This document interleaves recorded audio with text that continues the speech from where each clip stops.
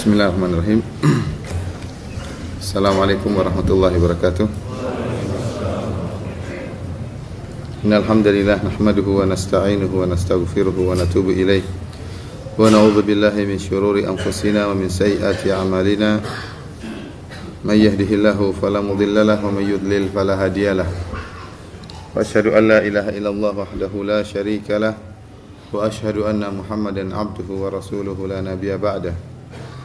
يا أيها الذين آمنوا اتقوا الله حق تقاته ولا تموتن إلا وأنتم مسلمون يا أيها الناس اتقوا ربكم الذي خلقكم من نفس واحدة وخلق منها زوجها وبث منهما رجالا كثيرا ونساء واتقوا الله الذي تساءلون به والأرحام إن الله كان عليكم رقيبا يا أيها الذين آمنوا اتقوا الله وقولوا قولا سديدا يصلح لكم أعمالكم ويغفر لكم ذنوبكم ومن يطع الله ورسوله فقد فاز فوزا عظيما أما بعد فإن أصدق الحديث كتاب الله وخير الهدى هدى محمد صلى الله عليه وسلم شر الأمور محدثاتها وكل محدثة بدعة وكل بدعة ضلالة وكل ضلالة في النار. Ikhwani fillah wa akhwati fid din, azani Allah wa iyyakum. Pada pagi hari ini insyaallah kita akan membahas tentang hal-hal yang berkaitan dengan seorang yang sedang bersafar, terutama tentang solat, ya, hukum-hukum yang berkaitan tentang solat musafir. Kita tahu bahwasanya di antara keindahan Islam, keindahan syariat kita, bahwasanya syariat kita memperhatikan atau membedakan antara kondisi-kondisi manusia. Syariat membedakan antara kondisi seorang yang sehat dengan orang yang sakit, ya. Hukum-hukum yang berkaitan dengan orang-orang yang sakit banyak mendapatkan keringanan. Sebagaimana syariat membedakan antara seorang yang beruzur dengan yang tidak beruzur. Seperti orang dalam keadaan aman dibedakan dengan orang yang dalam keadaan ketakutan. Demikian juga antara orang yang sedang bersafar dengan seorang yang tidak bersafar dibedakan oleh syariat kita. Karena memang syariat kita adalah syariat yang mudah. Allah Subhanahu wa taala berfirman, "Wa ma ja'ala 'alaikum fid dini min haraj." Sesungguhnya Allah Subhanahu wa taala tidak menjadikan kesulitan bagi kalian dalam agama. Bahkan khusus mengenai orang yang safar dan sakit, kata Allah Subhanahu wa taala, "Yuridullahu bikumul yusra wa la yuridu bikumul usra." Sesungguhnya Allah Subhanahu wa taala menghendaki kemudahan bagi kalian dan Allah tidak menghendaki kesulitan bagi kalian. Ya. Orang yang bersafar tentunya dia akan menghadapi banyak perubahan-perubahan kondisi dan juga dia mengalami kesulitan-kesulitan. Oleh karenanya syariat memberikan keringanan kepada orang yang bersafar. Hukum-hukum banyak yang diringankan oleh syariat Islam. Yang ini menunjukkan indahnya syariat Islam, tidak menyamakan segala hal, tetapi memandang kondisi hamba pada masing-masing kondisi, dan setiap kondisi ada hukum yang berkaitan dengan hamba tersebut. Kita punya kaidah yang masyhur dalam qawaid al-qawaid al-fiqhiyah al-kubra, ada namanya kaidah fiqhiyah yang besar atau kaidah fiqhiyah raksasa yang ada kembali kepada 5 kaidah. Di antara kaidah-kaidah 5 yang besar tersebut adalah al-masyaqqatu tajlibu taysir, bahwasanya kesulitan akan mendatangkan kemudahan. Ya, setiap idza dhaqa tasa', ya. Kata para ulama, jika perkara menjadi sempit maka akan dipermudah urusannya, Demikian juga kesulitan-kesulitan akan mendatangkan kemudahan-kemudahan. Kesulitan-kesulitan yang dihadapi oleh seorang hamba akan mendatangkan kemudahan-kemudahan dalam hukum-hukum yang akan dia lakukan. Di antara kesulitan yang dihadapi seorang hamba adalah masalah safar, sebagaimana tadi telah kita sebutkan. Sebagaimana sabda Nabi sallallahu alaihi wasallam, "As-safaru qit'atun minal 'adzab, yamna'u ahadakum ta'amahu wa syarabahu wa naumahu, fa idza qadha nahmatahu falyu'ajjil ila ahlihi." Rawahul Bukhari wa Muslim. Kata Nabi sallallahu alaihi wasallam bahwasanya safar merupakan penggalan daripada azab, daripada siksaan. Bukan berarti seorang yang safar sedang disiksa oleh Allah, sedang diazab oleh Allah, tidak, tetapi safar itu sendiri merupakan suatu penggalan dari kesulitan. Azab di sini maksudnya kesulitan, kepayahan. Kenapa? Kata Nabi sallallahu alaihi wasallam, "Yamna'u ahadakum yamna'u ahadakum ta'amahu. Safar itu menjadikan seorang terhalang dari makanannya, dari minumannya, dari tidurnya, ya. Kita tahu bahwasanya seorang yang biasanya tidur pulas tatkala bersafar, dia tidak bisa tidur dengan pulas. Biasanya tatkala di rumah dia bisa makan dengan apa yang dia sukai, tatkala safar tidak bisa, dia tidak bisa sembarang makan. Dia apa yang tersedia baru dia makan. Ya, kemudian menghalangi juga minumannya, ya. Dan jika dia telah selesai dari hajatnya, falyu'ajjil ila ahlihi, maka hendaknya dia segera kembali kepada istrinya. Kesulitan itu semakin terasa tatkala kita kalau kita melihat safar-safar yang dilakukan pada zaman dahulu, ya, terutama misalnya di Jazirah Arab melintasi gurun, ya, kemudian dengan panas yang amat terik, kemudian menggunakan kendaraan tunggangan hewan, onta atau kuda. Ini benar-benar safar merupakan qit'atun minal adzab, merupakan perkara yang sangat membayahkan dan menyulitkan. Bahkan di zaman kita yang modern seperti ini, yang safar semuanya dimudahkan, alhamdulillah Allah memberikan banyak kemudahan dengan sarana-sarana transportasi yang begitu enaknya. Safar naik mobil, safar naik motor, ya, ya, safar naik bis, tinggal baca doa tidur, kemudian tidur bangun-bangun sudah sampai, ya. Artinya alhamdulillah kemudahan Allah berikan, ya. Meskipun demikian, bahkan sarana transportasi yang tercanggih pun seperti pesawat, ya, kita tahu ada kapal, ada pesawat. Meskipun seorang naik pesawat, meskipun dia di kelas eksekutif pun lebih enak dia tidur di rumah, ya. Bagaimanapun dia naik apapun, lebih enak di rumahnya sendiri. Meskipun di kelas eksekutif kemudian dengan sofa yang begitu enak, makanan yang mungkin bermacam-macam, toh lebih enak dia tidur di rumahnya di atas kasur yang murahan, kemudian pakai bantal, kemudian makan sayur asam, lebih enak daripada makan makanan Italia, makanan Perancis, ya. Lebih enak dia di rumahnya sendiri. Oleh karenanya bagaimanapun safar itu tidak enak, ya. Bagaimanapun safar itu tidak enak, dan ini dirasakan oleh orang-orang yang sering bersafar, ya, bolak-balik naik pesawat keluar negeri, ya, dia akan merasakan bahwa bagaimanapun di rumah lebih enak. Oleh karenanya zaman sekarang pun tetap saja hukum-hukum bersafar berlaku, hukum-hukum musafir berlaku, ya, karena safar yang dulu dengan safar yang sekarang toh tidak menghilangkan kesulitan, hanya saja memang tingkat kesulitannya berbeda antara dulu dengan sekarang. Pada kesempatan yang berbahagia ini kita akan membahas tentang hukum-hukum yang berkaitan dengan seorang yang musafir.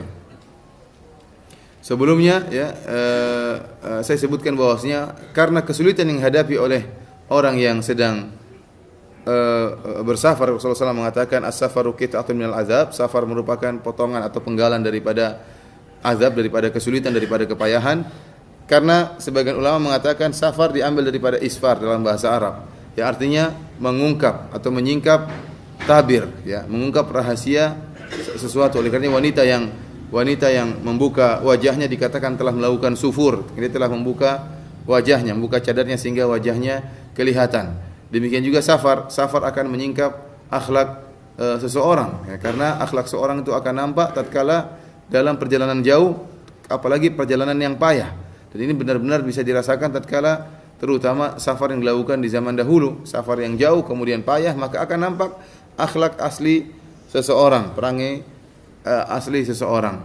Oleh karena tatkala ada seorang hendak menjadi saksi di hadapan Umar bin Khattab radhiyallahu taala anhu, maka Umar bin Khattab radhiyallahu taala mengatakan, saya tidak mengenal engkau. Siapa yang mengenal si fulan ini? Maka ada seorang mengatakan, saya mengenal dia, ya wahai Umar. Maka Umar berkata, ya, orang ini ingin merekomendasi, ingin mentazkiyah orang yang ingin menjadi saksi ini. Maka Umar bertanya kepada dia, apakah kau adalah tetangga dekatnya sehingga kau tahu, ya, kapan keluarnya, kapan masuknya, ya, karena kalau seorang adalah tetangga orang lain, tetangga dekat, maka akan ketahuan akhlak asli tetangganya. Kenapa dia sering ketemu dan dia tahu bagaimana kondisi orang tersebut, salat subuh atau tidak, salat zuhur atau tidak, salat berjamaah atau tidak, ya, bagaimana tatkala bergaul, ketemu, akan bagaimanapun orang menyembunyikan perangainya, namanya tetangga dekat sering ketemu pasti ketahuan akhlak aslinya, ya.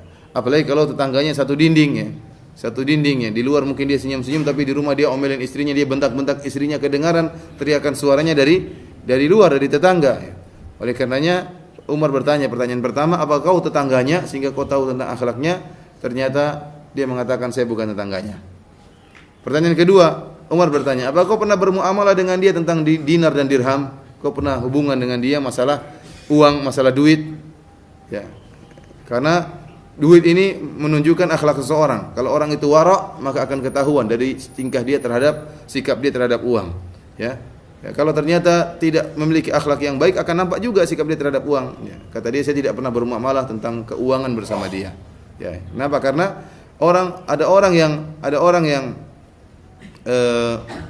rajin beribadah, mungkin rajin ke masjid, tapi kalau sudah masalah keuangan tidak beres ya. Utang tidak pernah dibayar misalnya, ya.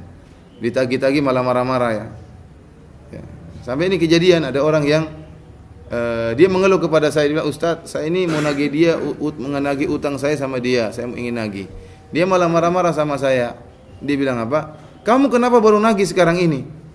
Kemarin saya punya uang, kamu nggak nagih. Loh, kamu punya uang kenapa nggak bayar? Sudah punya uang, harusnya disimpan untuk bayar utang ya. Akhirnya yang nagih pun malah dimarah-marahin. Sudah tidak terima kasih, malah marah-marahin yang nagih. Ya, ini terkadang orang kalau sudah bicara duit, akhlaknya tidak ada. Kongsi dagang, kerja sama dagang, akhirnya untung dia dapat, barangnya habis, untungnya nggak ada. Barangnya habis, untungnya tidak ada. Modal tidak kembali. Ini sering terjadi. Nanti ditagih katanya afwan akhi, afwan akhi. Oleh karenanya ikhwani fillah azanillahu wa iyyakum, akhlak seorang tidak bisa diketahui dengan baik kecuali kalau antum sudah bermuamalah uang dengan dia. Apakah antum pinjamkan uang sama dia ataukah sebaliknya? Intinya dari permasalahan keuangan akan nampak akhlak baik atau perangai asli seseorang. Dia mengatakan, saya tidak pernah bermuamalah keuangan dengan orang ini. Maka Umar bertanya kepada pertanyaan ketiga, apakah kau pernah bersafar dengan orang ini? Kau pernah bersafar dengan orang ini? Karena safar dijadikan dalil, ya. Karena safar dijadikan dalil untuk menunjukkan perangai seorang atau tidak. Kata Umar bin Khattab, fariquka fi safar alladhi yustadallu bihi ala makarimil akhlaq. Apakah dia pernah bersafar dengan engkau sehingga dengan safar tersebut bisa dijadikan dalil akan akhlak yang mulia? Kata dia, tidak juga. Kata Umar, kalau gitu kau tidak mengenal dia. Karena orang bersafar, dia akan terutama safar yang panjang dan sulit, akan nampak perangai asli seseorang. Apakah dia mengutamakan kepentingan dirinya sendiri, ataukah dia memperhatikan juga teman-temannya. Dia ingin makan enak sendiri, ataukah dia juga memperhatikan temannya sudah makan atau belum, masalah nunggu atau tidak. Dan ini penting, akan nampak akhlak seorang tatkala sedang safar. Misalnya dalam haji, orang ingin haji koboi misalnya, ada istilah haji koboi, itu jalan kaki ya. Meskipun tidak ada kudanya, meskipun tidak ada topi koboinya, tapi dikatakan haji koboi karena keluar dari rombongan kemudian jalan kaki. Nah, ini di sini akan nampak akhlak seseorang. Apakah dia mengutamakan egonya? Ya, kita lewat sini, kadang tidak memperhatikan dia sedang ternyata jalan kaki bersama ada orang yang tua, ada ibu-ibu ya. Ini butuh kesabaran, nunggu, memikirkan kepentingan bersama, bukan kepentingan pribadi. Ini akhlaknya akan nampak tatkala sedang safar. Ini benar-benar kenyataan. Ini menunjukkan bahwa safar benar-benar mengungkap akhlak seseorang. Kenapa? Karena safar itu berisi dengan kesulitan, berisi dengan kepayahan. Sebagaimana sabda Nabi SAW, as-safaru qit'atun minal azab. Safar itu merupakan penggalan daripada kepayahan dan kesulitan. Oleh karenanya wajar jika kemudian syariat memberikan banyak keringanan-keringanan bagi orang yang bersafar. Nah, di antaranya akan kita bahas agak detail pada pagi hari ini, pada kesempatan kali ini adalah mengenai solatnya orang yang bersafar. Solatnya orang yang bersafar. Karena banyak dari saudara-saudara kita di tanah air yang tidak tahu tentang keringanan-keringanan yang Allah berikan kepada orang yang bersafar. Sering saya bersafar, ya, kita mampir di rest area, tempat peristirahatan. Orang pada solat 4 rakaat. Orang-orang pada solat berapa? 4 rakaat. Mereka tidak tahu bahwa seorang yang musafir solatnya dua rakaat. Karena mereka tidak paham. Kalau mereka paham, mereka akan semangat solat 2 rakaat. Namun kebanyakan orang tidak paham. Sehingga mereka meskipun safar, solat mereka 4 rakaat. Bahkan saya naik kapal, orang bersafar mengadakan solat Jumat. Orang bersafar mengadakan solat Jumat. Padahal tatkala safar tidak perlu solat Jumat. Solat Jumat hanya lil muwattinin, bagi orang-orang yang mukim. Namun karena semangatnya dan tidak paham, akhirnya mereka terkadang keringanan-keringanan yang Allah berikan mereka tidak kerjakan. Yang pertama yang berkaitan dengan solat, yaitu tentang hukum di kosornya solat. Ya. Hukum kosornya solat. Kita tahu bahwasanya disyariatkan bagi seorang yang musafir untuk mengkosor solat yang rubaiyah. Solat 4 rakaat menjadi berapa? 2 rakaat. Solat subuh 2 rakaat jadi berapa? 2 apa 1? Benar, 2, tetap 2. Zuhur jadi 2 rakaat, asar jadi 2 rakaat, maghrib 3 apa 1,5? 3 ya, bukan 2, bukan 1,5 tapi tetap berapa? 3. Salat Isya jadi 2 rakaat. Perlu antum ketahui bahwasanya asal dalam salat itu 2 rakaat. Ini hukum asal salat adalah 2 rakaat. Artinya tatkala Nabi sallallahu alaihi wasallam diangkat oleh Allah ke Mekah, ke Sidratul Muntaha, waktu Rasulullah SAW masih di Mekah, ya, belum ke Madinah. Maka Rasulullah SAW diberi kewajiban oleh Allah Subhanahu wa taala salat 5 waktu. Tatkala itu pertama kali diwajibkan salatnya 2 rakaat. 5 waktu tersebut artinya 2 rakaat. Salat duhurnya 2 rakaat, salat asarnya 2 rakaat, salat isyanya 2 rakaat. Ini pertama kali diwajibkan salat. Oleh karenanya Aisyah yang meriwayatkan suatu hadis, dia mengatakan fa uqirat fi safar wa zidat fil hadar atau kama qalat. Dia mengatakan pertama kali salat diwajibkan 2 rakaat, kemudian ditetapkan dalam safar 2 rakaat. Jadi 2 rakaat ini bukan pengurangan tetapi penetapan. Kemudian ditambah tatkala sedang mukim. Berarti asalnya 2 rakaat, orang yang mukim ditambah syariat menjadi 4 rakaat. Jadi bukan 4 rakaat dipotong jadi 2 rakaat, tidak. Tetapi asal memang salat itu asalnya berapa rakaat? 2 rakaat. Hanya saja orang yang mukim ditambah dengan 2 rakaat, di 2 rakaat tambah 2 jadi 4 rakaat. Dan dalil akan hal ini adalah ijma' ulama. Semua ulama ya, telah menjelaskan bahwasanya jika seorang sedang bersafar maka disunahkan dia salat 2 rakaat. Hanya saja para ulama khilaf tentang apa hukum salat 2 rakaat tersebut. Sebagian ulama mengatakan hukumnya wajib. Barang siapa yang salat salat musafir menjadi 2 rakaat, ada yang mengatakan harus diulang. Jadi kalau ada seorang musafir salatnya 4 rakaat, ada sebagian ulama mengatakan harus diulang. Kenapa? Karena 2 rakaat hukumnya apa? Hukumnya wajib. Ada yang mengatakan sunnah muakkadah, sunnah yang sangat ditekankan. Ada yang mengatakan wajib, tapi jika dikerjakan 4 rakaat salatnya tetap sah, cuma dia berdosa. Namun pendapat yang benar, yang kuat Allah alam bisawab, bahwasanya qasar ini hukumnya bukan wajib tapi hukumnya sunnah muakkadah, sunnah yang sangat ditekankan. Kenapa Rasulullah SAW para sahabat tidak pernah melakukan tatkala mereka sedang safar mereka salat itmam 4 rakaat. Seperti perkataan Ibnu Umar radhiyallahu taala anhu, dia berkata, "Sahibtu Rasulullah sallallahu alaihi wasallam fi safar, falam yazid ala raqataini hatta qabadahu Allah." Aku pernah menemani Rasulullah SAW dalam safar-safar beliau, dan beliau tidak pernah salat lebih dari 2 rakaat dalam safar-safar beliau sampai Allah menjemput ajal beliau alaihi salatu wasalam.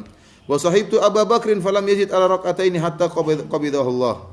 Dan aku menemani Abu Bakar dalam safar beliau radhiyallahu taala anhu, dan beliau tidak pernah menambah lebih daripada 2 rakaat. Wa sahibtu Umar, dan aku pernah menemani ayahku ya dalam safar-safar beliau, falam yazid ala raqataini hatta qabidahu Allah, sampai Allah mencabut atau memanggil ajal Umar bin Khattab radhiyallahu taala anhu. Ini menunjukkan bahwasanya para sahabat ya mereka telah ijma bahwasanya orang yang sedang bersafar salatnya 2 rakaat. Namun kenapa kita katakan bahwasanya salat 2 rakaat itu hanya sunnah muakkadah, tidak wajib? Padahal Rasulullah SAW tidak pernah salat 4 rakaat tatkala safar, demikiannya Abu Bakar dan Umar. Karena didapati sebagian sahabat mereka meskipun safar mereka salat 4 rakaat. Di antaranya Aisyah radhiyallahu taala anha. Aisyah radhiyallahu taala anha ya diriwayatkan dari beliau meskipun safar beliau salat 4 rakaat. Tatkala ditanya kata dia, saya mendapati keringanan, saya mendapati kemudahan. Jadi beliau mengkaitkan masalah salat 4 rakaat dengan kesulitan yang beliau hadapi. Jadi keringanan tersebut beliau ambil kalau dalam keadaan sulit, tapi kalau dalam keadaan mudah safarnya ringan beliau salat 4 rakaat ya. Kalau seandainya salat musafir 2 rakaat hukumnya wajib, maka Aisyah tidak akan meninggalkannya. Dari sini kita pahami bahwasanya salat 2 rakaat tatkala sedang safar hukumnya sunnah muakkadah dan tidak wajib. Demikian juga diriwayatkan dari Utsman bin Affan radhiyallahu taala anhu tatkala di Mina. Beliau salat 4 rakaat sampai terjadi pembicaraan di kalangan para sahabat seperti perkataan Ibnu Mas'ud ya. Perkataan sebagian sahabat, Utsman bin Affan kenapa dia salat 4 rakaat tatkala di Mina? Ya, ada tafsiran dari para ulama ya. Di antaranya ada yang mengatakan bahwasanya Utsman punya keluarga di situ di Mekah, sehingga kalau sudah punya rumah di situ bakal menjadi mukim. Oleh karenanya dia salat 4 rakaat. Ada yang mengatakan demikian. Ada yang mengatakan bahwasanya Utsman ya dan ini yang agak kuat mengatakan bahwasanya Utsman bin Affan sengaja salat 4 rakaat karena khawatir ada orang-orang Arab Badui yang hajian dan dia menyangka bahwasanya salat duhur cuma 2 rakaat, salat asar cuma 2 rakaat, salat isya cuma 2 rakaat, kemudian dia pulang kampung dia tidak mau tambah rakaatnya. Ya, karena ini kenyataan ada disebutkan dalam sebagian riwayat hikayat bahwasanya ada seorang atau ada orang Arab Badui yang dia salat duhur, salat 4 rakaat, dia salat 2 rakaat. Kenapa? Dia mengatakan saya melihat Utsman salatnya 2 rakaat tatkala di Mina. Dari situ Utsman berubah. Ya, karena ternyata ada orang Arab Badui yang hajian kemudian pulang kampung tidak paham bahwasanya Islam membedakan antara hukum musafir dengan hukum mukim. Akhirnya Utsman salat di Mina 4 rakaat. 4 rakaat supaya tidak disalahpahami oleh orang-orang Badui yang berhaji, orang-orang kampung yang tidak mengerti tentang hukum-hukum safar. Dari sini kita tahu bahwasanya salat 2 rakaat dalam safar itu hukumnya sunnah muakkadah, tidak wajib. Dan ini penting bagi kita. Terkadang kita bersafar ke suatu tempat, kemudian kita disuruh jadi imam. Disuruh jadi imam sementara masyarakat itu orang kampung. Kalau wajib 2 rakaat, maka kita jadi imam kita harus 2 rakaat. Terus habis itu kita assalamualaikum warahmatullahi wabarakatuh. Assalamualaikum warahmatullahi wabarakatuh, semua berteriak subhanallah. Pada negur subhanallah. Ya. Karena mereka tidak tahu namanya ada nama salat qasar. Ya.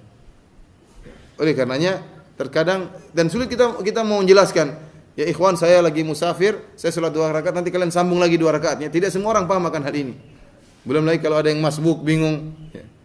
Oleh karenanya terkadang kita terpojok harus melaksanakan 4 rakaat dan alhamdulillah hukumnya tidak wajib salat 2 rakaat, tapi hukumnya apa? Sunnah muakkadah. Sehingga terkadang kita salat 4 rakaat sebagaimana yang dipandang oleh Utsman. Tatkala Utsman memandang ada kemaslahatan salat 4 rakaat agar tidak disalahpahami oleh orang Arab Badui, maka demikian juga terkadang kita salat 4 rakaat tatkala kita khawatir masyarakat tidak paham dan bisa timbul kegaduhan sehingga kita salat 4 rakaat. Tapi bagaimanapun ini sunnah yang hendaknya kita hidupkan karena banyak dari masyarakat Indonesia yang tidak mengerti akan sunnah ini. Ini yang pertama bahwasanya disyariatkannya mengqasar. Yang kedua masalah jamak. Apakah seorang yang musafir disunnahkan untuk menjamak salat? Jawabannya tidak disunnahkan. Tidak disunnahkan seorang yang musafir untuk menjamak salat. Rasulullah SAW hanya menjamak salat idza jadda sayr, kalau safar beliau berat. Jadi saya ulangi bahwasanya saya ingatkan bahwasanya yang berkaitan dengan safar adalah qasar bukan jamak.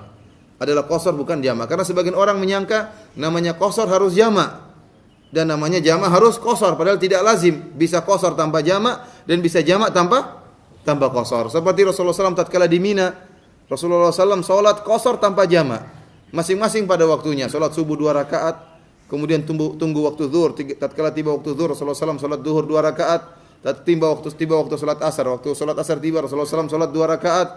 Waktu maghrib, Rasulullah SAW salat 3 rakaat. Waktu tiba salat isya, Rasulullah SAW salat 2 rakaat. Salat masing-masing pada waktunya tanpa di jamak. Qasar tanpa di jamak. Tetapi tatkala di Padang Arafah, Rasulullah SAW menjamak qasar antara salat zuhur dan salat asar. Demikian juga tatkala di Muzdalifah, Rasulullah SAW jamak takhir antara salat maghrib 3 rakaat dengan salat isya 2 rakaat. Oleh karenanya qasar tidak mesti jamak dan jamak tidak mesti qasar. Demikian juga seorang yang sedang tidak mukim, tatkala seorang sedang di pemukimannya sedang tidak safar, tahu-tahu turun hujan deras. Ya, boleh jamak atau tidak? Boleh jamak. Sampai seorang yang muadzin mengatakan, ya, sallu fi rihalikum, disunahkan untuk mengumandangkan azan dengan berkata, sallu fi rihalikum, salatlah kalian di rumah-rumah kalian. Berarti yang di masjid boleh jamak tanpa qasar, boleh jamak tanpa qasar. Oleh karenanya jamak bukan berkaitan dengan safar, tetapi jamak berkaitan dengan kesulitan yang sedang dihadapi oleh seorang. Disunahkan bagi orang yang sedang musafir tidak menjamak salat kecuali kalau ada kebutuhan. Jika safarnya berat, ya atau jika dalam keadaan kepayahan atau dalam keadaan kesulitan atau kondisi-kondisi tertentu, maka dia disunahkan untuk menjamak. Tetapi para ulama menyatakan bagaimanapun seorang yang musafir boleh jamak, tetapi tidak dikatakan sunnah. Saya ulangi, seorang yang musafir dikatakan boleh menjamak, tapi bukan sunnah, karena sebagian orang menyangka sunnah kalau seorang sedang safar sunnah dijamak. Tidak benar, tidak sunnah, tetapi hukumnya boleh. Kapan dikatakan sunnah menjamak? Kalau safarnya sulit, baru disunnahkan dia untuk menjamak salat. Akan tapi jika safarnya ternyata tidak sulit, maka hendaknya dia salat masing-masing pada waktunya, meskipun dia mengqashar salatnya. Para ikhwani fillah azanillahu wa yakum, para hadirin dan hadirat yang dirahmati oleh Allah Subhanahu wa taala. Kemudian kita membahas tentang permasalahan berikutnya, berapa kilo baru bisa seorang mengqashar salat, ya. Ini permasalahan yang sangat unik dan terjadi khilaf yang sangat kuat di kalangan para ulama. Barang siapa yang membaca dalil-dalil para ulama dari dua belah pihak, maka akan mereka mengatakan bahwasanya ini khilaf yang sangat kuat. Sulit bagi seorang untuk bisa merojihkan kecuali dengan ilmu yang sangat kuat pula. Ya. Secara umum para ulama terbagi menjadi dua model. Model pertama yang menyatakan bahwasanya jarak safar ditentukan dengan batasan tertentu, berapa kilo.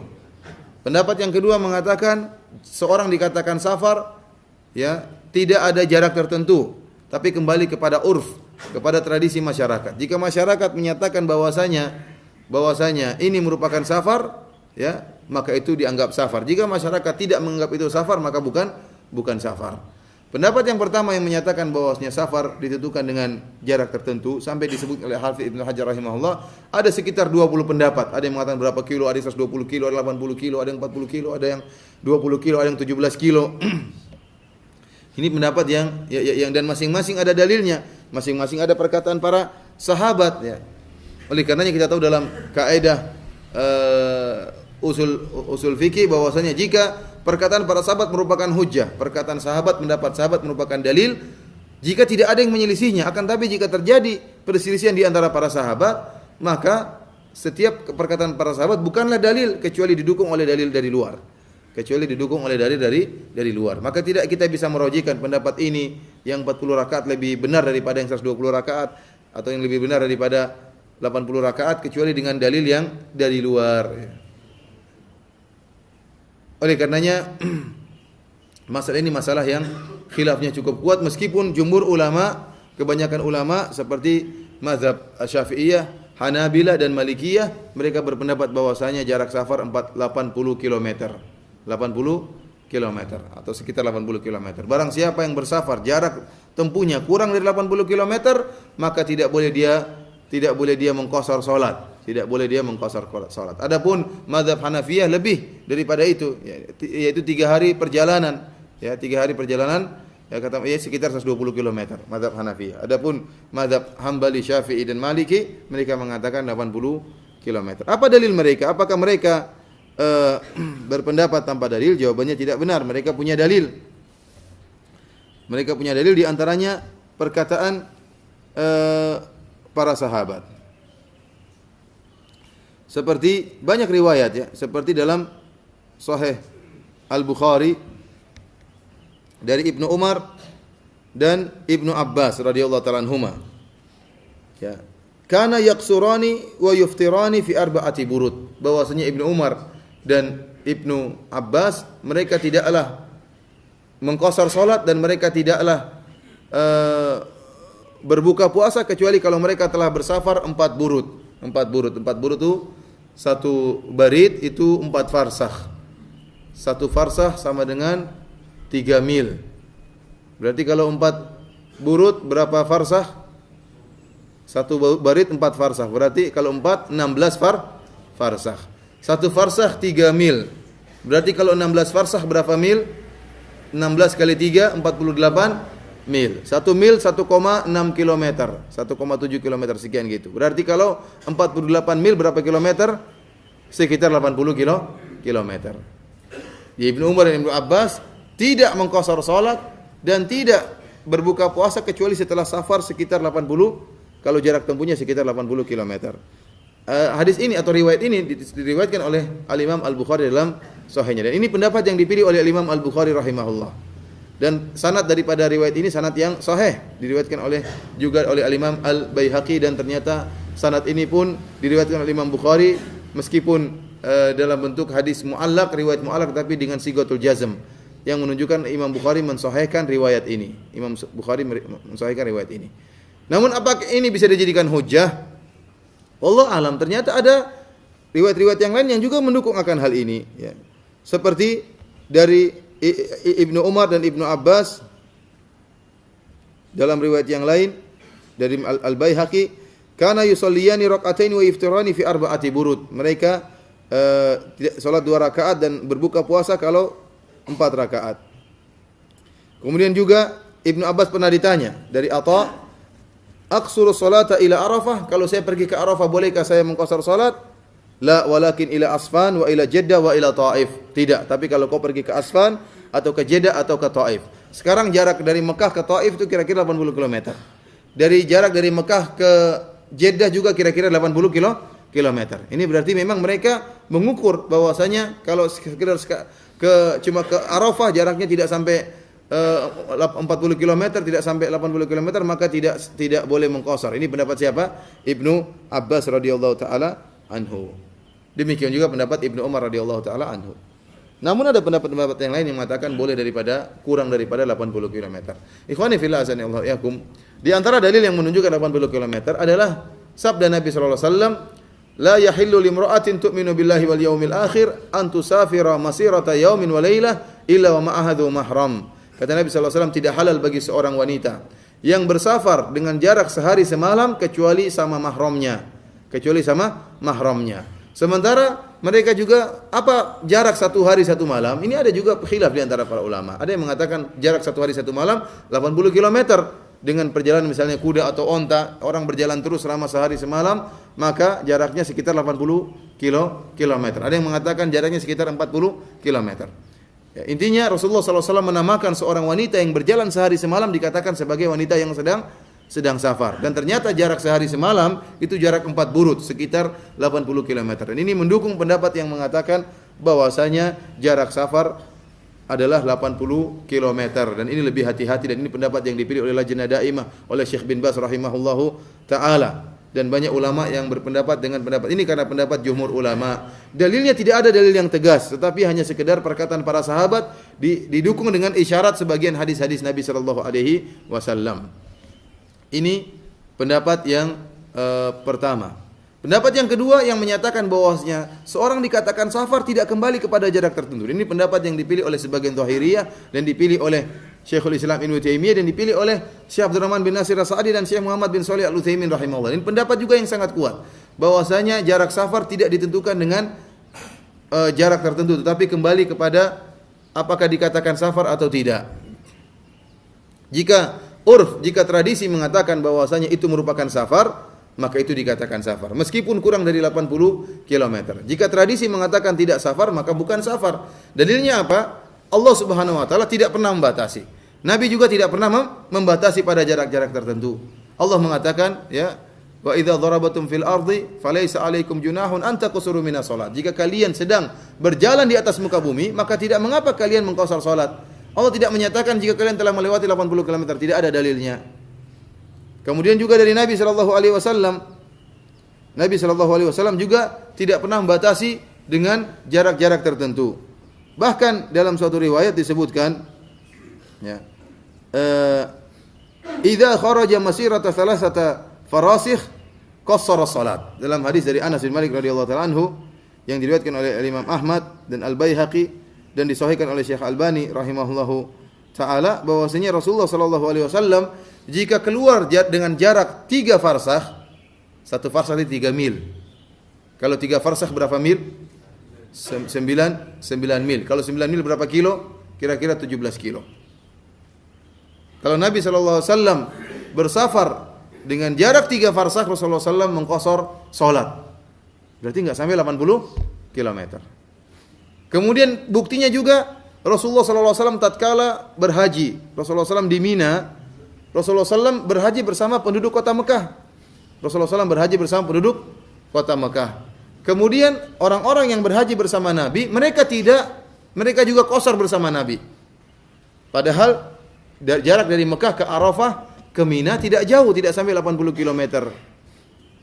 Tetapi ternyata penduduk Mekah yang hajian bersama Nabi, mereka tidak menyempurnakan solat mereka. Mereka tetap 2 rakaat bersama Nabi. Berbeda tatkala Nabi SAW di Fatu Makkah. Rasulullah SAW tatkala Fatu Makkah bersafar dari Madinah menuju Mekah, kemudian Rasulullah SAW solat di Mekah.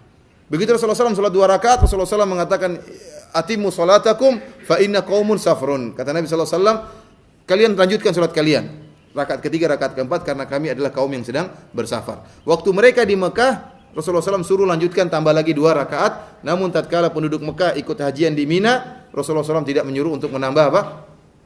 2 rakaat. Berarti jarak dari Mekah ke Mina bisa boleh untuk safar, dikatakan safar. Ini dalil yang sangat kuat juga, menunjukkan bahwasanya tidak ada batasan tertentu dalam masalah jarak safar.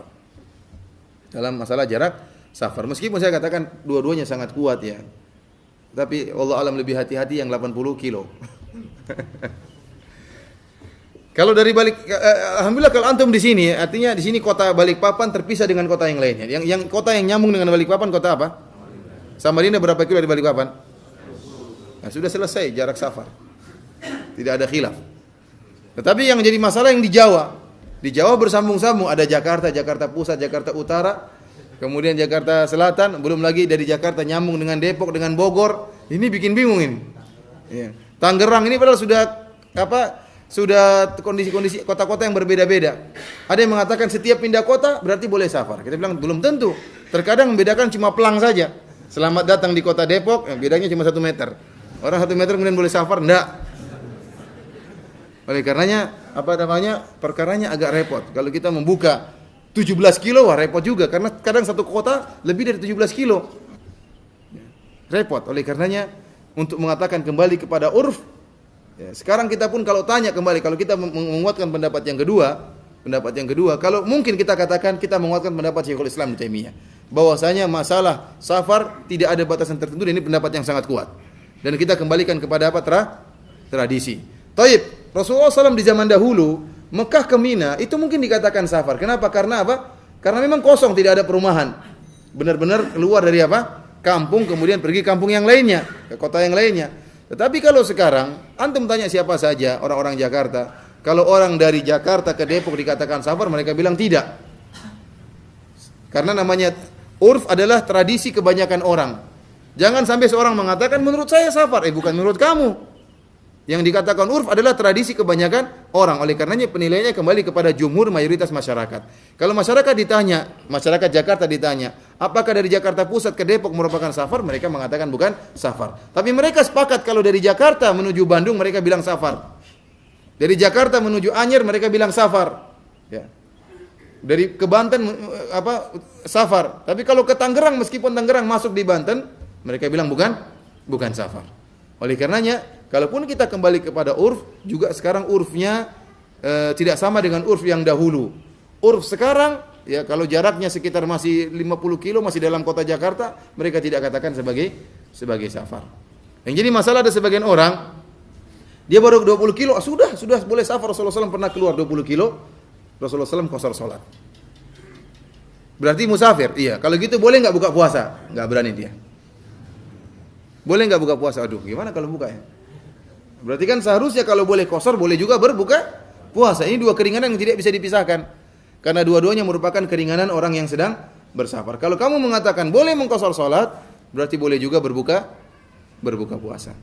Intinya ikhwani fillah, oleh karenanya banyak ulama, seperti saya dengar sendiri penjelasan kibar ulama, mereka menyatakan pendapat Syekhul Islam pendapat yang kuat. Tetapi kalau dibuka pendapat ini, banyak orang yang ikut hawa nafsu, sehingga kapan dia mau qasar dia qasar, kapan tidak mau qasar dia tidak qasar.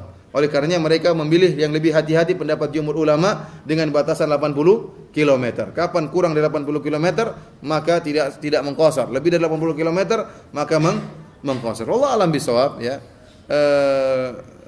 Saya juga bingung mana yang lebih kuat.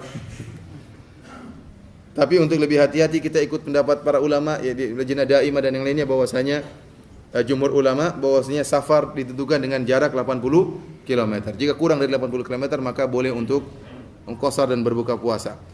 Ikhwani fillah azanillahu iyyakum. Kapan seorang sudah boleh mulai mengqasar? Sekarang dia sudah ingin safar ke Samarinda misalnya. Samarinda bisa lewat darat atau tidak? Bisa pesawat. Bisa juga ya. Kapal enggak bisa ya? Bisa juga, subhanallah. Kapan dia boleh bersafar? Kata para ulama, kapan dia boleh mulai mengqasar? Kata para ulama, boleh mengqasar kalau sudah meninggalkan kampungnya. Sampai kapan? Sampai dia safar dan balik, sebelum masuk kampungnya dia masih boleh qasar terus. Contohnya, seorang keluar dari Balikpapan menuju Samarinda. Dia keluar dari kampungnya. Kemudian dia meskipun belum sampai di Samarinda, ya, meskipun belum sampai di Samarinda, dia sudah keluar kampungnya, misalnya dengan jarak 20 km dari kampungnya atau 10 km, dia sudah boleh apa? 20 km dia sudah boleh mulai mengqashar, boleh. Meskipun belum sampai ke Samarinda. Jadi kapan startnya? Jika dia sudah mulai meninggalkan kampungnya. Kalau dahulu para fuqaha mengatakan idza faraqal umran atau faraqal bunyan. Jika seorang sudah meninggalkan kampungnya dan meninggalkan bangunan-bangunan kota, dia sudah keluar dari bangunan-bangunan kota, maka dia sudah boleh mulai mengqashar. Oleh karenanya disebutkan dalam hadis, kata Anas bin Malik, "Shallaitu ma'a Rasulillah sallallahu alaihi wasallam adz-dzuhra bil Madinah arba'an." Saya salat bersama Nabi salat zuhur di Madinah 4 rakaat. Wa shallaitu ma'ahu al-asra bi Dzul Hulaifah, dan saya salat 2 rakaat bersama Nabi Dzul Hulaifah di Bir Ali sekarang. Jarak antara Masjid Nabawi dengan Dzul Hulaifah sekitar 25 km. Saya kurang tahu persis tapi sekitar 25 km. Padahal belum jarak safar. Tetapi tujuan Nabi ke Mekah. Tujuannya 400 kilometer. Namun Rasulullah tatkala sudah keluar menuju Dzul Hulaifah sudah mulai untuk apa? Mengqashar. Oleh karenanya para ulama mengatakan seorang yang sudah ingin menempuh jarak qashar, misalnya ingin ke Samarinda, jika dia sudah meninggalkan kampungnya, sudah masuk ke kampung yang lain, maka dia sudah boleh mulai mengqashar sejak saat itu. Dia sudah boleh mengqashar. Bukan sejak di rumahnya dia mengqashar. Kenapa saya mau safar? Enggak boleh. Ya. Sejak dia sudah, misalnya kalau para ulama sering mengatakan jika sudah di bandara. Kalau sudah di bandara sudah boleh mengqashar meskipun pesawatnya belum berangkat. Kenapa? Tujuannya ingin keluar kota. Ya. Kemudian sampai kapan dia boleh mengqashar? Selama dalam perjalanan dia boleh mengqashar terus. Selama dalam perjalanan. Sampai dia tinggal di sana, kemudian dia balik. Dalam perjalanan dia boleh mengqashar terus. Sampai di bandara dia masih boleh mengqashar karena belum sampai di rumah, belum sampai kampung rumahnya. Faham? Ikhwani fillah azanillahu wa iyyakum.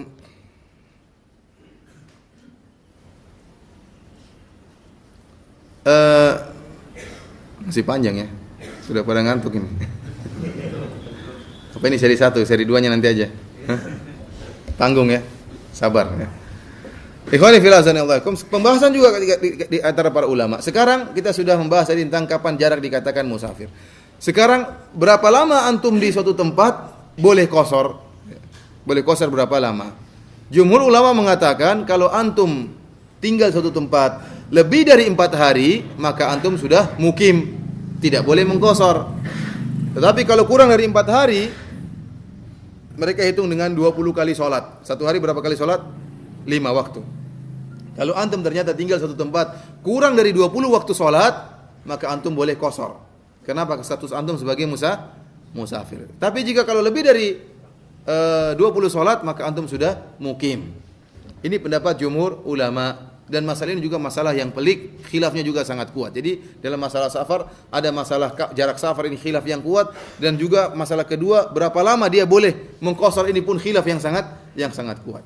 Karena banyak dalil yang bermacam-macam. Seperti Nabi SAW pernah dalam perang Tabuk sekitar 19 atau 20 hari Rasulullah SAW di Tabuk dan selalu qashar.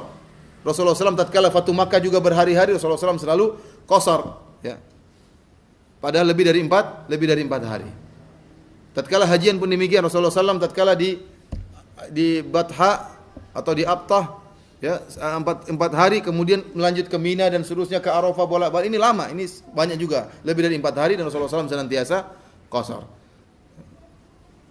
Terus dari mana para ulama berdalil tentang 4 hari?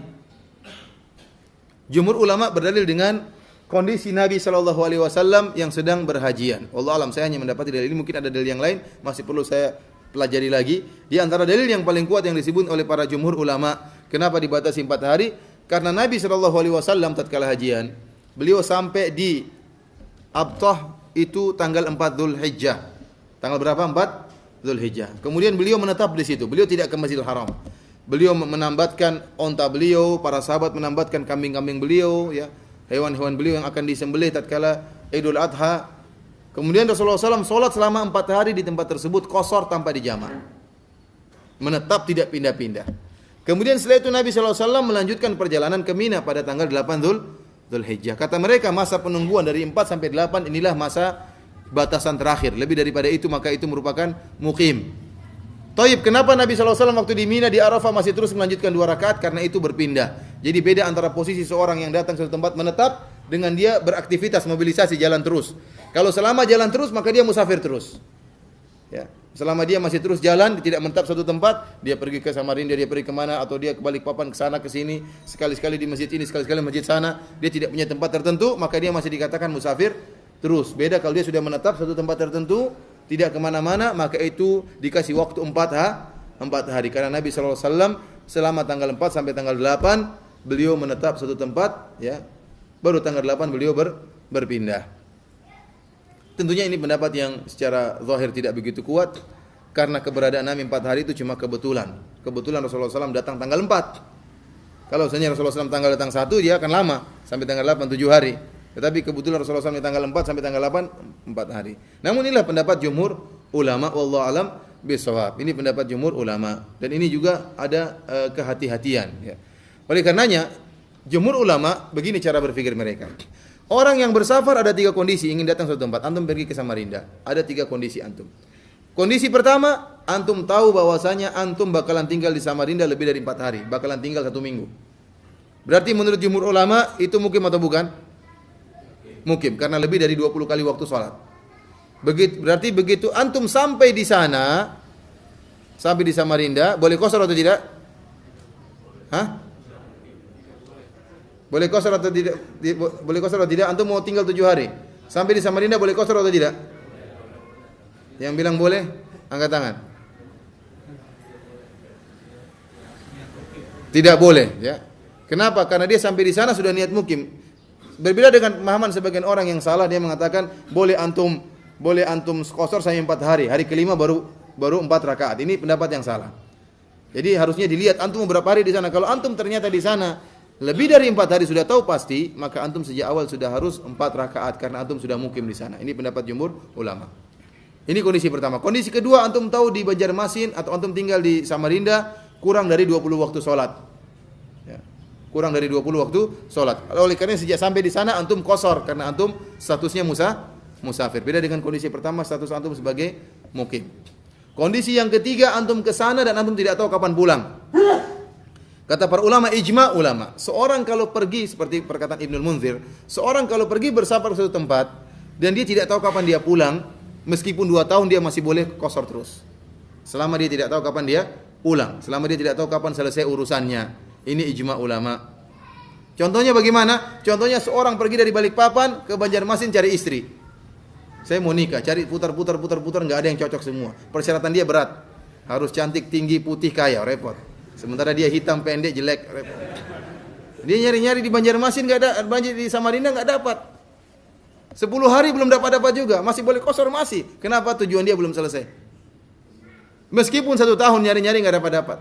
Karena tujuan dia bersabar untuk mencari istri enggak dapat selama setahun. 100 orang dia nazar enggak dapat. Akhirnya dia pulang, selama dia mencari itu dia masih boleh safar. Kenapa? Karena dia tidak tahu kapan dia pulang. Oleh karena para ulama mengatakan kenapa Rasulullah SAW tatkala di perang Tabuk sampai 20 hari beliau qasar, karena beliau tidak tahu kapan pulangnya. Sehingga beliau terus mengqasar. Kalau beliau tahu beliau bakalan 20 hari di sana, maka beliau akan mukim, salat mukim. Demikian juga misalnya seorang yang berdagang, dia pergi ke Jakarta cari barang dagangan. Dia nyari-nyari, mungkin bisa 7 hari, bisa 2 minggu, bisa 3 minggu. Selama dia belum tahu kapan dia pulangnya, maka dia boleh mengqasar terus. Paham atau tidak? Paham. Tapi antum jangan main-main masalah ini.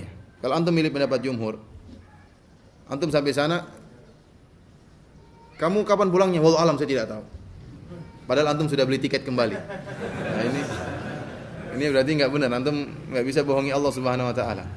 Nah, itu tiketnya, belum tentu saya pulang, mungkin saya mati sebelumnya.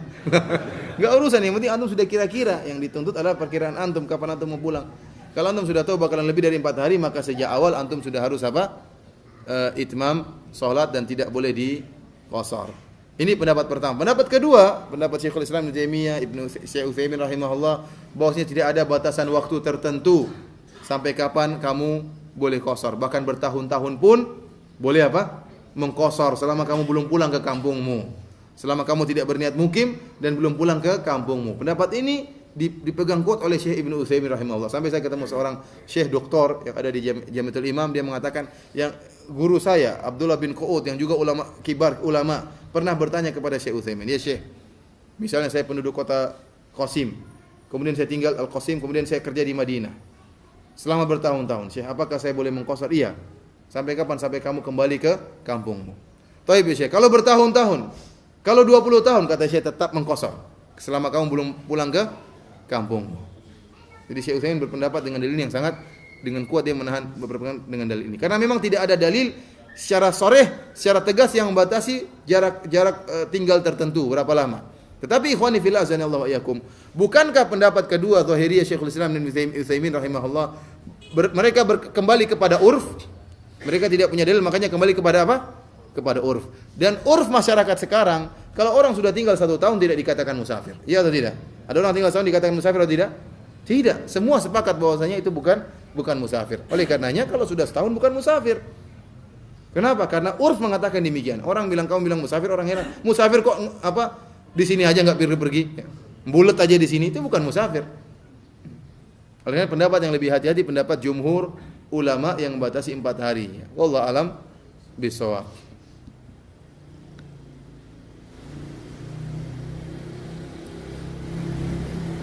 Sekarang berarti saya tanya sama antum, kalau orang yang pilot terbang, dia musafir atau bukan? Selama dia bersafar musafir atau bukan? Musafir. Kapan dia jadi mukim? Kalau pulang ke rumahnya baru jadi mukim. Selama dia ke sana sini jadi tetap musafir. Pembawa trek-trek besar itu keluar kota ke sana sini musafir atau bukan? Musafir. Dia boleh mengqasar? Boleh. Kapan dia jadi mukim? Kalau sudah pulang ke rumah istrinya. Baru dia menjadi apa? Mukim. Meskipun dia di rumah istrinya cuma setengah hari. Di setengah hari itu dia harus sholat 4 rakaat. Begitu pada maghrib dia lanjut lagi, ya musafir lagi. Musafir lagi. Selama dia belum pulang ke rumah istrinya masih dikatakan apa? Musafir. Meskipun dia bertahun-tahun enggak pulang-pulang. Kenapa? Karena benar-benar dia berjalan. Jadi para ulama tidak khilaf kalau musafirnya dalam keadaan apa? Jalan. Yang jadi masalah kalau menetap. Ini berapa hari tadi itu masalah tadi. Tapi kalau selama jalan terus, maka tetap dikatakan musafir. Sekarang saya tanya sama antum. Kalau ada bajak laut pingin sholat, boleh nggak dia sholat 2 rakaat? Bajak laut musafir atau tidak? Musafir. Dia pergi ke sana sini nyari kapal, ya, untuk dirampok. Dia boleh sholat qasar tidak? Yakin? Enggak, dia sholat. Tidak semua orang penjahat itu jahat dalam segala hal. Benar ini. Tidak semua penjahat jahat dalam segala hal. Terkadang dia jahat dalam satu hal, dia baik dalam satu hal. Orang-orang Khawarij pembunuh, tapi sholat atau tidak? Sholat. Bajak laut mungkin membunuh, tapi dia bisa jadi sholat. Taruhlah sekarang bajak laut mau sholat. Apa urusan kalian dia mau sholat? Sekarang kalau dia sholat, boleh nggak dia sholat 2 rakaat? Hah? Boleh atau tidak? Ada khilaf di antara para ulama. Ya, ini benar, khilaf di antara para ulama. Kenapa? Sebagian ulama mengatakan dia tidak, ini jumhur ulama, dia tidak boleh sholat 2 rakaat. Kalau mau sholat harus 4 rakaat. Kenapa? Dia penjahat. Ya. Dia boleh berbuka puasa tidak? Tidak boleh berbuka puasa. Seluruh keringanan musafir tidak boleh diambil. Kata mereka, kenapa? Karena safar ada berbagai bentuk. Pertama, safar yang mubah, safar yang dibolehkan seperti safar karena berdagang, safar ingin mencari istri misalnya. Safar ada keperluan. Ada namanya safar yang disunahkan seperti safar dalam rangka bersilaturahmi. Safar dalam melaksanakan umrah sunnah. Ada safar yang diwajibkan. Diwajibkan contohnya seperti safar haji, untuk haji, ini safar yang diwajibkan. Ada namanya safar maksiat, dia pergi ke tempat maksiat dalam rangka untuk apa? Bersafar. Seperti orang-orang Arab yang pergi misalnya tidak bisa dia bermaksiat di negaranya karena tidak ada tempat maksiat, maka dia pun pergi ke Bangkok misalnya. Pergi ke Bangkok untuk bermaksiat. Berzina di sana. Dan dilakukan oleh, atau pergi ke puncak misalnya, ya. Ingin melakukan kemaksiatan. Sampai disebutkan cerita banyolan ya. Jadi ada orang Arab dia ngantri di bar, ingin masuk bar. Tahu-tahu ada orang Arab yang lain nyelinap masuk ke depan. Maka dia bilang ittaqillah ya akhi. Di belakang katanya. Lagi ngantri ke bar ini katanya ittaqillah, ente tidak ikut apa antrian, ittaqillah katanya, mundur belakang. Ini menunjukkan maksudnya kebiasaan mereka menyebut ittaqillah mereka bawa bahkan tatkala mereka sedang hendak bermaksiat. Kata para ulama yang berpendapat tidak boleh seorang yang bermaksiat kalau safarnya karena maksiat, maka dia tidak boleh mengambil keringanan safar. Seperti bajak laut tadi, tidak boleh dia sholat 2 rakaat dan tidak boleh dia berbuka puasa meskipun dia musafir dia harus puasa. Meskipun musafir dia harus sholat 4 rakaat. Namun pendapat ini dibantah oleh Syekhul Islam Ibnu Taimiyah. Kata Ibnu Taimiyah rahimahullah, Allah mengkaitkan masalah keringanan dengan masalah safar. Selama dia musafir, maka dia boleh mengambil apa? Keringanan-keringanan. Justru mungkin kalau dia mengambil keringanan tadi, dia malah sadar, oh ternyata saya kok jahat sama orang, sementara Allah baik sama saya. Harusnya 4 rakaat, boleh jadi 2 rakaat. Allah alam bisawab. Ini masalah khilaf di antara para ulama. Kemudian di antara masalah yang berkaitan dengan masalah ini, bagaimana seorang yang musafir sholat di belakang orang yang mukim? Kalau ternyata kita jadi makmum, sementara imamnya mukim, imamnya 4 rakaat, maka seorang musafir harus sholatnya 4 rakaat sebagaimana imam. Meskipun dia tidak mendapatkan rakaat. Artinya misalnya ada seorang imam sholat isya, ternyata dia masuk dalam sholat isya, imamnya sudah tasyahud akhir. Maka dia masuk dalam rakaat atau tidak? Masuk, dia masuk. Tapi dia dapat rakaat atau tidak? Tidak dapat. Namun dia tatkala gabung, maka dia menyatakan statusnya sebagai makmum, ya atau tidak? Tatkala dia sudah menyatakan ini status sebagai makmum, maka dia ikut sebagaimana imam. Dia 4 rakaat sebagaimana imam 4 rakaat. Dan inilah sunnah yang diajarkan oleh Nabi sallallahu alaihi wasallam. Makanya kadang orang nunggulah sudah tasyahud akhir, nunggu selesai. Rugi kita salat itu enggak dapat rakaat. Sebagian orang seperti itu. Ini kesalahan. Sebagian orang masuk ke dalam masjid, dia dapati imam sudah sujud. Dia tidak mau sujud. Jadi dia rugi, saya sujud enggak dapat rakaat. Dia nunggu imam berdiri lagi. Ini kesalahan. Harusnya dia sujud saja langsung bersama imam. Meskipun tidak dapat rakaat, dapat pahala. Dapat pahala apa sujud. Meskipun tidak dapat pahala, tidak dapat rakaat tapi dapat pahala sujud. Oleh karena kapan bertemu dengan imam, ikuti. Meskipun imam di tasyahud akhir, duduk dapat berkah salat berjamaah meskipun tidak dapat rakaat. Tapi keberkahan jamaah tetap akan dia raih.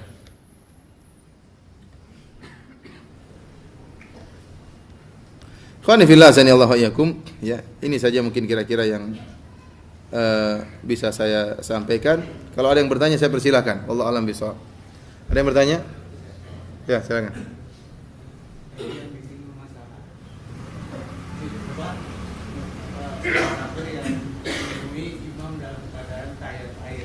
Apakah dia bisa mengatakan sebagai jamaah apa pasar atau jamaah?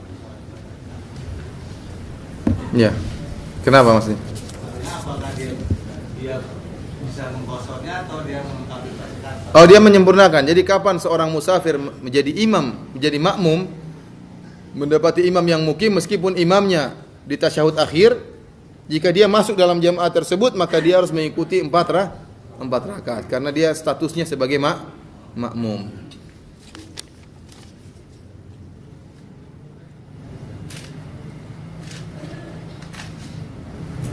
Ada hadis yang menyatakan doa musafir dikabulkan. Apakah termasuk orang yang safar melaksanakan dinas yang mendapat fasilitas transport dan akomodasi bahkan biaya perjalanan dinas? Iya, selama dia bersafar maka insya Allah doanya dikabulkan. Dia berdoa tatkala sedang di pesawat, dia berdoa tatkala sedang di bis, sedang berjalan. Maka ini di antara doa yang dikabulkan oleh Allah Subhanahu wa taala. Apakah dalam pekerjaan dinas atau yang lainnya? Jika kita bekerja dan menetap di sebuah kota, kemudian setiap bulan pulang kampung selama seminggu. Hal ini rutin setiap bulan. Di kampung juga kita punya rumah. Di kota yang mana kita dianggap sebagai musafir? Dia menjadi apa namanya? Dia punya istri nggak di kampung itu? Istrinya 2 atau tidak? Hah? Siapa yang nanya ini?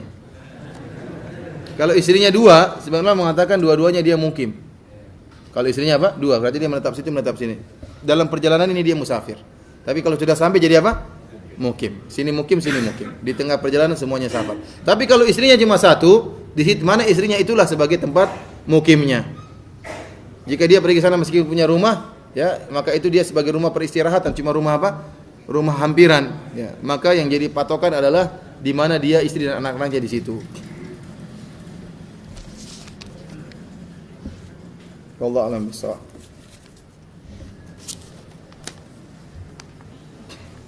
Apakah tinta menghalangi air dari anggota wudu? Jawabannya tidak. Saya seringkali mendapati waktu sholat dengan anggota wudu berlepotan tinta. Setelah sholat, sahkah sholat saya? Iya, tidak mengapa. Tinta tidak menghalangi apa? Air wudu. Yang menghalangi cat. Yang menghalangi apa? Cat. Mohon penjelasan mengenai kondisi-kondisi ketika boleh menjamak salat. Menjamak salat di antaranya jika ada matar, jika ada hujan atau khauf, ada rasa takut atau sebab-sebab yang lain yang memberatkan seseorang. Oleh karenanya Rasulullah SAW pernah jamak salat min ghairi khaufin wala matarin, tidak tanpa ada karena takut dan tidak karena ada hujan. Maka ditanya kenapa? Li'alla yuhrija ala ummatihi atau li'alla yuhrija ummatahu, agar Rasulullah SAW tidak menyulitkan umatnya. Dari sini ada sebab yang umum. Selama seorang merasa berat, ada kondisi tertentu, hukum asalnya tidak boleh seorang menjamak. Ya, kecuali dalam kondisi yang darurat atau kondisi yang benar-benar ada hajat, butuh dia untuk menjamak. Ya, butuh untuk menjamak. Seperti tadi ada rasa takut atau sakit misalnya, ya, atau ingin masuk dalam ruang operasi, atau terjebak dalam kemacetan yang sangat sudah bagaimana lagi. Ya. Ya, akhirnya dia tidak bisa sholat di jalan, dia tunggu sampai waktu berikutnya seperti ini. Dan ini sangat terbayangkan tatkala di Jakarta. Seorang masuk dalam macet sudah nggak bisa keluar. Ya, sehingga dia hanya bisa keluar di waktu sholat berikutnya misalnya, maka dia boleh menjamak. Ya, ini boleh menjamak.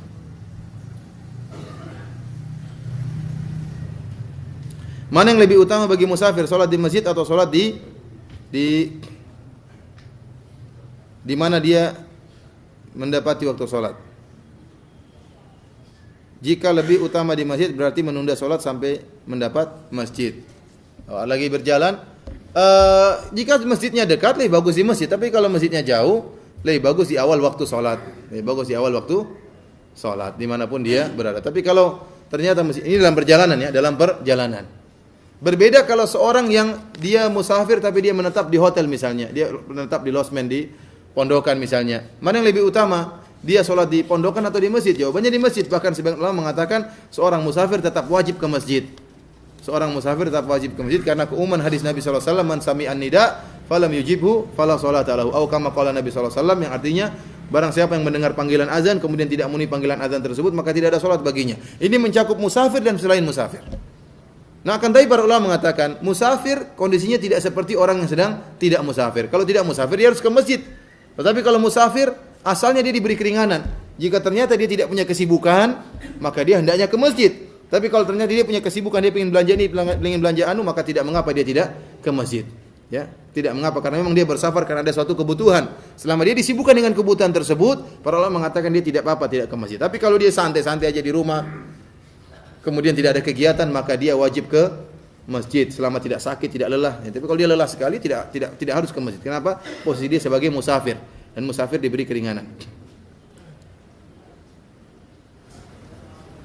Bagaimana hukumnya Ustaz kalau kita sedang masbuk, imamnya sedang rukuk, kita ikut rukuk, apakah kita dapat satu rakaat itu? Ini khilaf, tapi yang benar itu yang benar. Ya, memang khilaf di antara para sahabat. Apakah seorang dapat rukuk, dapat rakaat, sampai ditulis buku saling bantah-bantahan dalam masalah ini. Tapi pendapat Allah Alam Sahab, pendapat yang kuat bahwasanya jika mendapatkan rukuk dapat satu rakaat. Apakah buka puasanya orang yang safar juga wajib mengqadha? Iya, harus mengqadha. Kalau safar buka puasa tidak mengqadha, enak orang bersafar aja, tidak usah puasa. Kata Allah Subhanahu wa taala, "Wa man kana maridan aw ala safarin fa iddatun min ayyamin ukhra." Barang siapa yang sedang sakit atau bersafar kemudian dia berbuka, fa iddatun min ayyamin ukhra, maka diganti pada hari-hari yang lainnya. Ada lagi yang bertanya? Ya.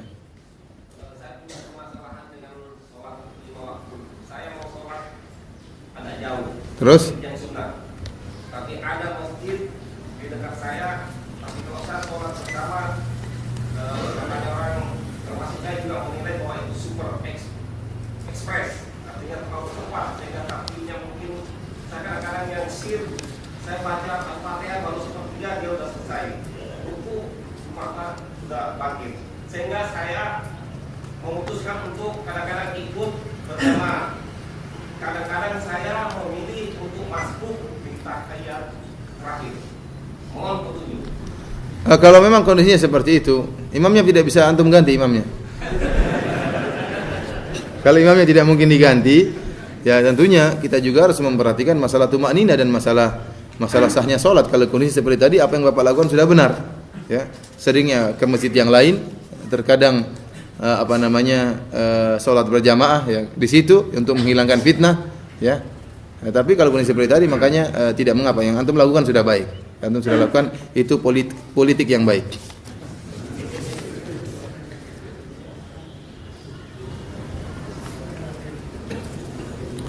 Bagaimana jika ketika seorang keluar kota untuk bekerja dan pekerjaan itu mencari alat-alat berat yang berpindah-pindah, apa boleh menjamak? Ya, saya ulangi, orang yang bersafar hukumnya boleh menjamak. Selama dia statusnya musafir, boleh menjamak. Yang jadi masalah khilaf sunnah atau tidak, itu aja.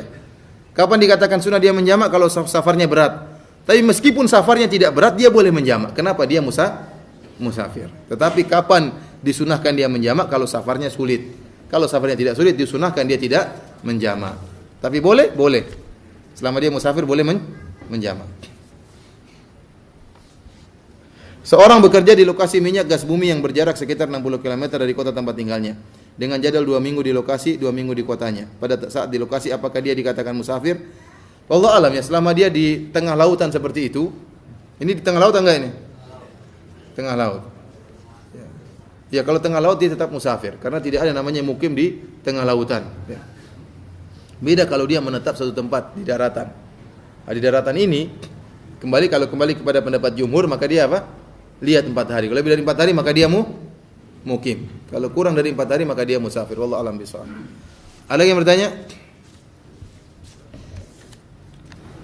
Ya.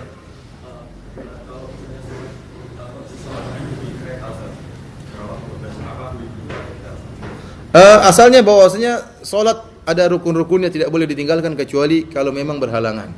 Baik di pesawat maupun di kereta. Di antara rukun dan syarat salat menghadap kiblat misalnya. Rukunnya berdiri, ya. Sujud, ini semua rukun salat. Tetapi kalau dia berat melakukannya, ya, maka dia boleh menjatuhkan rukun-rukun tersebut. Rasulullah SAW mengatakan, "Shalli qa'iman fa illam tastati' fa qa'idan fa illam tastati' fa ala jam." Salatlah engkau dalam keadaan berdiri, jika kau tidak mampu maka dalam keadaan duduk, jika kau tidak mau maka dalam keadaan berbaring. Ya. Seorang mungkin saja dia bisa paksakan dirinya untuk salat duduk padahal dia berat. Meskipun dia paksa, tapi kalau dia merasa berat, maka dia salat dalam keadaan apa? Berbaring. Jangan sampai dia nekat duduk sementara akhirnya sakitnya bertambah. Meskipun dia bisa, namun dengan dipaksa. Jangan sampai dia maksakan sehingga menambah sakitnya. Oleh karenanya boleh seorang tatkala tidak bisa duduk, dia salat dalam keadaan berbaring. Demikian juga orang dalam kereta. Kalau memungkinkan dia salat untuk berdiri, maka harus dia berdiri. Tapi kalau tidak mungkin, dia harus suruh orang pindah semua. Saya ingin salat, ini susah juga seperti ini. Ya. Kemudian bagaimana sujudnya? Sujud di gimana di bangku, ya, agak sulit ya, agak sulit. Tapi kalau dia bisa berdiri, ini yang terbaik. Dia berdiri, namun katakanlah dia ruku, dia duduk. Kan dia tidak bisa, sulit untuk ruku, tapi berusaha dia untuk berdiri. Kalau memang bisa berdiri,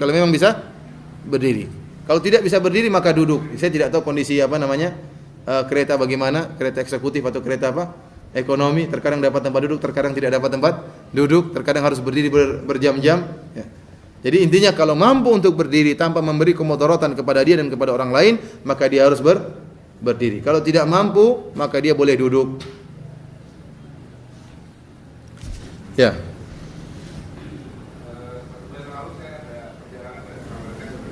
Terus?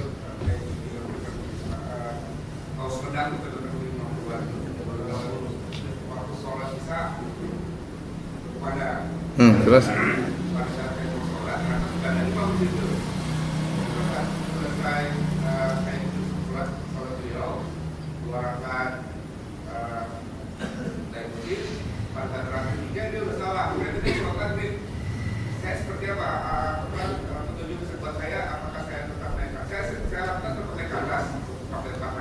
Salat Isya tadi, pengen salat Isya. Oh iya. Ya udah naik aja, tinggal lo sempurnakan. Sudah terlanjur ya. Ya sudah. Ada lagi yang bertanya? Ya.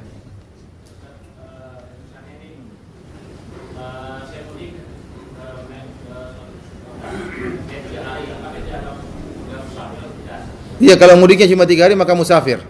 Pokoknya kurang dari 20 waktu sholat itu musafir. Kalau 21 waktu sholat sudah bukan musafir. Ada lagi yang bertanya? Hah?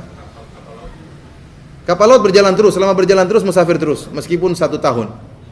Pokoknya kalau jalan terus itu musafir. Salat Jumat yang musafir, apakah dia setelah salat Jumat akan mengqashar salat asar?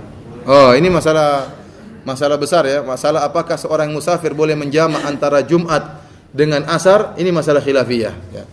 Sebagian ulama mengatakan tidak boleh, sebagian ulama mengatakan boleh.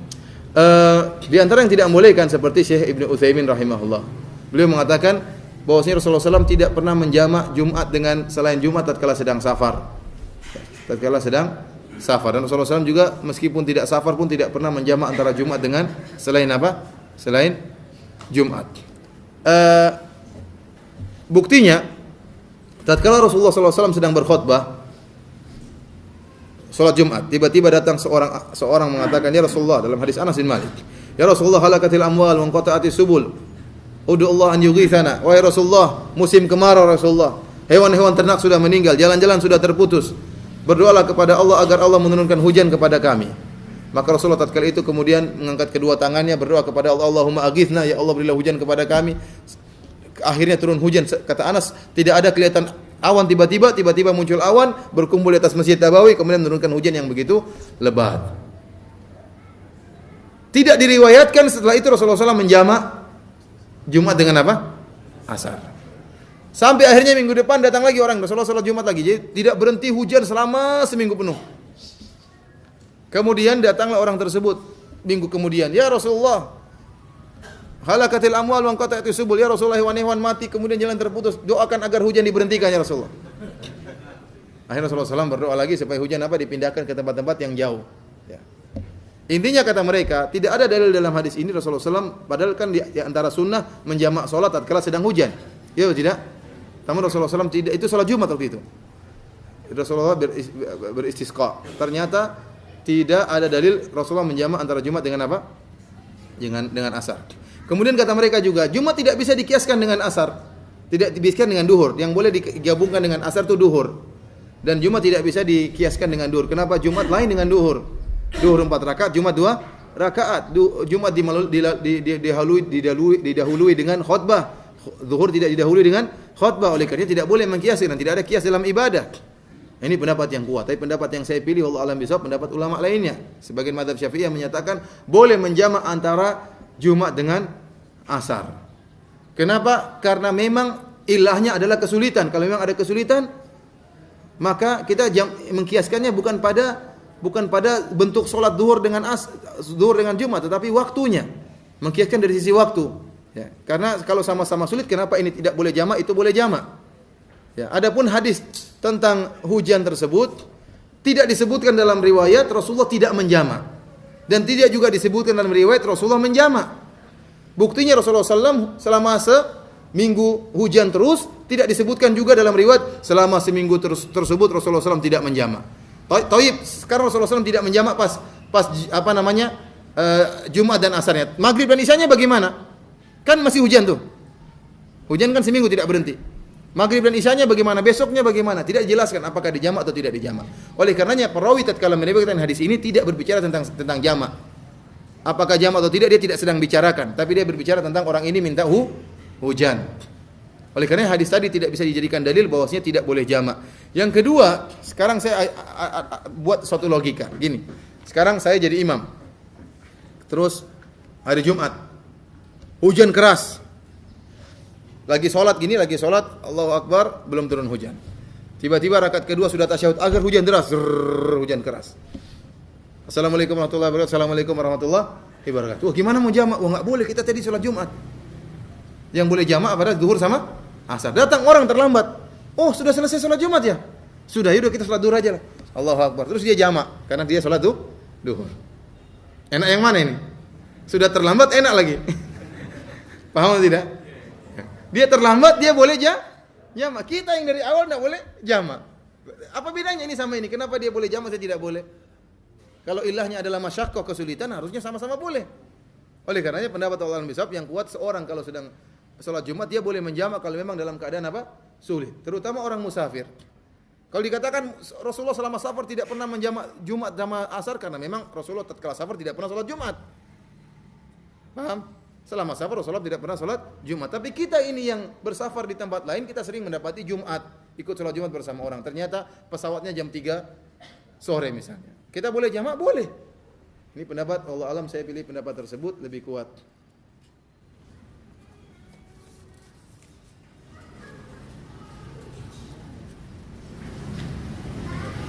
Salat sunnah rawatib manakah yang masih Nabi sallallahu alaihi wasallam lakukan ketika beliau dalam keadaan safar? Ini pertanyaan juga bagus. Apa salat-salat sunnah yang bisa dikerjakan bagi orang yang musafir? Rasulullah sallallahu alaihi wasallam meninggalkan salat rawatib kecuali qobliyah subuh. Rasulullah SAW pernah ketiduran, ya sebagaimana saya sampaikan pada pengajian kemarin, pernah Allah mentakdirkan Nabi sallallahu alaihi wasallam tertidur dalam kala sedang safar. Sedang bersafar, ada Rasulullah, ada Abu Bakar, ada Umar, ada Ali, ada Utsman, ada semua sahabat mulia, semuanya kompak ketiduran. Tidak ada satupun yang terbangun. Kapan mereka terbangun? Tatkala terkena terik matahari baru mereka terbangun. Ya. Kemudian setelah mereka terbangun, Rasulullah SAW tadi masih tidur. Tidak ada yang berani bangunkan Nabi. Kenapa? Dikhawatirkan Rasulullah sedang mimpi Nabi adalah wahyu. Sehingga Rasulullah dibangunkan, tidak ada yang berani. Sampai Umar berteriak dengan suara yang keras, baru Rasulullah SAW terjaga. Setelah Rasulullah SAW terjaga, maka Rasulullah SAW sholat dulu 2 rakaat sebelum subuh, baru kemudian sholat subuh. Ini dalil bahwasanya meskipun safar, tetap sholat 2 rakaat sebelum apa? Subuh. Meskipun terlambat bangun, tetap sholat 2 rakaat sebelum apa? Subuh, sholat rawatib. Tapi jangan antum mengatakan, kalau antum terlambat bangun sholat subuh, antum mengatakan Nabi aja pernah terlambat bangun subuh. Ya tidak boleh. Ya, Nabi cuma sekali seumur hidup, antum 100 kali. Ini pun Nabi ditakdirkan oleh Allah untuk tidak bangun subuh supaya ada syariat bagaimana orang yang tidak bangun subuh, terlambat sholat. Setelah sudah ada syariatnya, sudah tidak pernah lagi Rasulullah SAW ketiduran. Intinya orang yang sedang bersafar jangan dia tinggalkan sholat qabliyah subuh. Ya, selain itu rawatib yang lain sebelum duhur, setelah duhur, setelah maghrib, setelah isya, ini tidak dikerjakan oleh Nabi sallallahu alaihi wasallam tatkala sedang safar, hanya qabliyah subuh yang dia kerjakan. Salat sunnah yang lain silakan. Salat malam, Rasulullah SAW pernah pulang dari Taif, beliau salat malam, ya, tatkala sedang, atau salat mutlak, salat sambil di atas kendaraan sambil berjalan, ya. Boleh enggak seorang dalam kendaraan salat malam? Dalam bis antum salat Allahu Akbar. Boleh atau tidak? Boleh. Ya, boleh, namun ingat tatkala sedang bersafar, bukan tatkala sedang tidak bersafar, ya. Jangan antum misalnya pergi dari satu pingin sholat subuh terlambat, ini sebentar lagi qomat, akhirnya antum sholat 2 rakaat di atas mobil. Allahu Akbar. Enggak, antum tidak sedang bersafar. Yang boleh bagi orang yang bersafar. Yang boleh sholat di kendaraan bagi orang yang bersafar. Sholat sunnah, tidak mesti menghadap kiblat bagi orang yang bersafar. Adapun sholat yang lain, sholat duha boleh bagi orang musafir. Sholat tahiyatul masjid, sholat sunnah wudu, ya, sholat malam, sholat witir, ini semua boleh dilakukan oleh orang yang sedang bersafar. Yang tidak boleh cuma rawatib. Tidak pernah dikerjakan oleh Nabi sallallahu alaihi wasallam tatkala sedang safar. Demikian ikhwani fillah, azanillahu wa yakum, sudah cukup siang, ya. Satu lagi. Apakah boleh imamnya itu lihatnya Jumat, kita lihatnya dulu rakaat, kemudian kita sambung asar. Nah, apakah berdalil dengan Abu Jabal yang dia melakukan sama Rasul, kemudian dia pulang kampungnya dia sholat sunnah? Tidak perlu begitu. Kenapa? Karena orang musafir boleh sholat Jumat. Artinya dia tidak melaksanakan sholat Jumat karena dia bukan mukim. Tapi kalau ada masjid yang mengadakan sholat Jumat, dia ikut, maka dia boleh sholat Jumat. Paham? Dia sholat Jumat ya apa aja sebagai yang penting ada masjid yang boleh mengadakan orang apa? Orang mukim. Orang musafir tidak boleh mengadakan sholat Jumat. Tetapi kalau dia masuk dalam masjid yang mengadakan sholat Jumat, maka dia boleh sholat Jumat sebagai imam, sebagai khotib, sebagai makmum, karena memang masjid itu mengadakan sholat Jumat. Jadi tidak perlu dia rubah niatnya. Tidak perlu rubah, tetap aja sebagai orang yang sholat Jumat, dan dia boleh menjamak asar. Pendapat yang kuat tadi. Wallahu a'lam bishawab. Demikian, karena tadi dia mengatakan ini pertanyaan terakhir, kita tutup pertanyaan pengajian kita pada hari ini. Insyaallah kita lanjutkan di Masjid Nasai insyaallah jam 8:30. Wallahu ta'ala a'lam bishawab. Wabillahi taufiq wal hidayah. Alhamdulillahirabbil alamin. Assalamualaikum warahmatullahi wabarakatuh. Subhanakallah bihamdika asyhadu an la ilaha illa anta